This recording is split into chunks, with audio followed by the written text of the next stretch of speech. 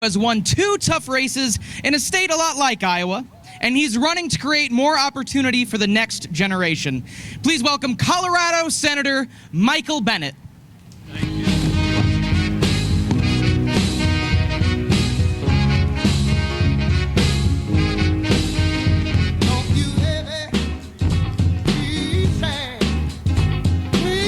Out here today, I'm sorry you're sitting in the sun, but I'm from Colorado. We're used to it. We have a lot of sun out there.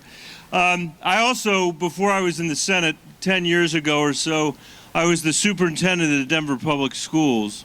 And I know well that there's a generation of Americans that have never seen a functioning democracy in this country. There's a generation of Americans that have never seen a country that hasn't been at war. And when middle school kids and high school kids come to Washington to meet with me, I look forward to it. It's the best meetings that I have during the week, because they come into my office and they've seen the Lincoln Memorial and they've seen the Capitol and they've seen the White House, and there's a tendency among them to believe that all of that was just there. And I tell them a story about how it wasn't all just there, that 230 years ago, none of it was there. It was nothing but an idea. And the founding fathers, and they were fathers at that time, had no good example for what they were trying to set up, something they called a republic. We would call it a democracy, an exercise in self-government. They did 2 amazing things in their generation. One was liberating themselves through an armed insurrection from a colonial power that was England. And the other was writing a constitution that was actually ratified by the people who would live under that constitution. And that's why we call them founders. But they did something terrible as well. They perpetuated human slavery in their time. And it took other Americans, like Frederick Douglass, a person born a slave in Maryland, to end slavery. And when Douglass went up to Massachusetts, he was a fugitive slave who left his plantation in Maryland, made it to Massachusetts, where he found the abolitionist movement. And that movement was arguing that the Constitution was a pro-slavery document and we had to replace the Constitution of the United States. And Douglass, this former slave, said, "You have this backwards. You have this exactly wrong. The Constitution is an anti-slavery document. We're not living up to the words of the Constitution." And the power of that political argument changed American history.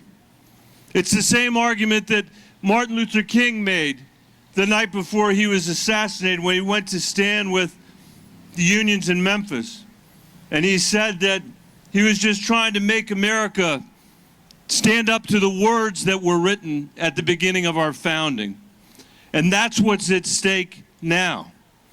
In my mind, Frederick Douglass and Martin Luther King, because of what they did and what so many other Americans have done, deserve to be called founders as well, just like the people who wrote the Constitution of the United States. And when you think about what our responsibilities are as citizens, as voters, in a moment when we have a president who doesn't believe in democracy, who doesn't believe in the rule of law, who doesn't believe in this exercise in self-government, the independence of the judiciary, or the freedom of the press, we are called upon to be citizens of a republic, and that means everybody in this park is a founder. It is that elevated a responsibility that you have and that I have. And that's what this election is going to be about, and the election after that, and the election after that. And we have a lot of work to do to live up to the founding creed in our time.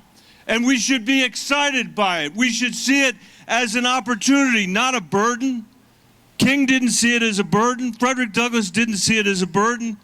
Those young people that stormed the cliffs at Normandy 75 years ago and had to think about what it was they faced across the body of water from England, they didn't think it was a burden. We can't think of this as a burden.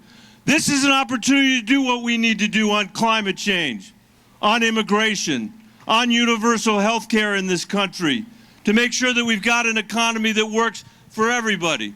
This is our opportunity to reform our government. We need a new progressive era in this country. We have to overturn Citizens United. We have to get rid of political gerrymandering in this country, as you've done in Iowa. We should ban members of Congress from ever becoming lobbyists after they've had the privilege of being in the Senate or being in the House.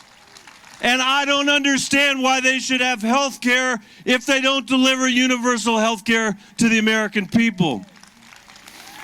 You'd be shocked at how quickly we would get it, I can assure you. And the final point I want to make is this, having been a school superintendent. When one group of students in this country has access to preschool and another through no fault of their own does not, when one group of students in this country has access to a school that a senator would send their kid to because their parents have $1.5 million to spend on a house in a district with good schools and the other does not, when one group of students had access to mentors and parents that went to college and college counselors and the money to go to school and the other does not, even equal is not equal. And that is why today in America, our education system, it pains me to say this, is reinforcing the income inequality that we have. We have to change that. We need to have preschool for every single kid in America who needs it, and that's every kid in America. We need to have a quality K-12 school that any senator would send their kid. That should be our standard in this country, and we're far from doing that. We should make sure that every kid that has access to college and graduates debt-free. And for the 70% of kids that don't go to college, we should be training them before they leave high school to be able to do a job that pays them a living wage, not the minimum wage. And if we do that, guess what? They'd have the chance to be a founder too. They'd have the chance to make a contribution to this democracy and to this economy. And while we're at it, maybe we should pay public school teachers like the professionals that they are. I'm standing out here for some sympathy with all of you. But I just want to finish by saying this. We are not going to get where we need to go with the same politics we've had the last 10 years. Donald Trump, as painful as it is to have him as president, he is a symptom of our problems. He's not the essential cause of our problems. We need to understand that, because it's not just about beating him again, which is the most important thing for us to do. It's also about coming together to govern this country again as friends, not as enemies, as founders of the United States of America, as a patriotic group of people who loves this country, who knows why it's so important for us to have the rule of law, to have freedom of the press, to have an independent judiciary, and to do our part to make this country more democratic, small d democratic, to make this country more democratic, more fair, and more free. And that is what I will do if you give me the chance to be the President of the United States. Thank you so much for being here today. Thanks for giving me the opportunity to be with you as well. I look forward to meeting everybody. My daughter Caroline is here with me today. I want to recognize her. Thanks, everybody. Thank you.